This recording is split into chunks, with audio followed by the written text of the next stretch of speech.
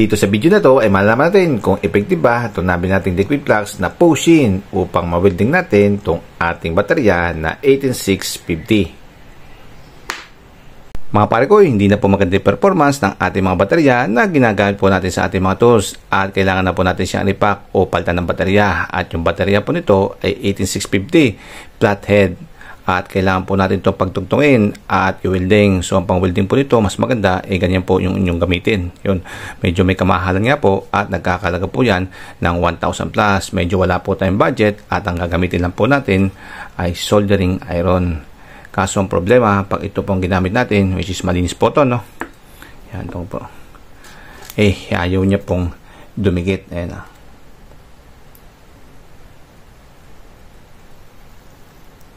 Natin ayaw niya pong dumikit at hindi po siya nag-i-stay, tanggal agad. Timing naman na nakita po natin itong produkto na ito sa online store na makakatulong daw po sa atin upang ma-welding natin itong ating baterya at dumikit po itong soldering wire. At ito po yung push-in, so liquid flux po siya na clear. So parang tubig naman po. At ito daw po ay ganito gamitin. So, una daw po ay linisin natin itong ating pagwiweldingan. Ito. And then second is patakan daw po natin ito. Ayan, fresh na fresh pa, at sealed na sealed. So, ito. Patak lang daw, sabi. Yan. Then, ngayon, kunin po natin itong ating soldering iron. At iksingin po natin kung didikit na po itong ating soldering wire. So,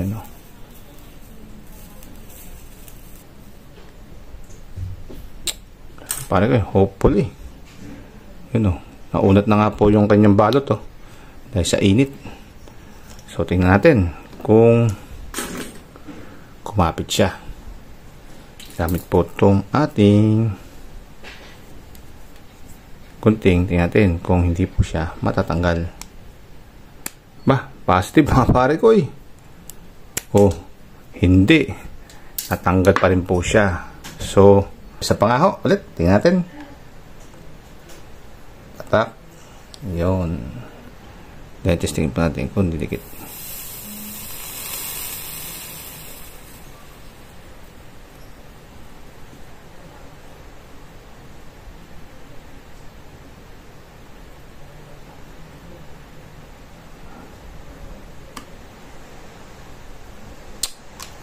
So, pare ko, hopefully, dumikit po ito ng madikit kahit paano.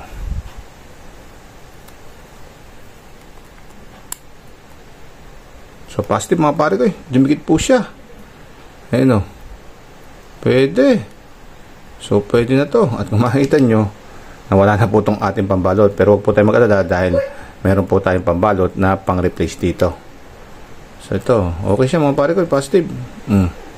Hindi ko na matanggal yun. Ayun ganda ng pagkakadikit niya.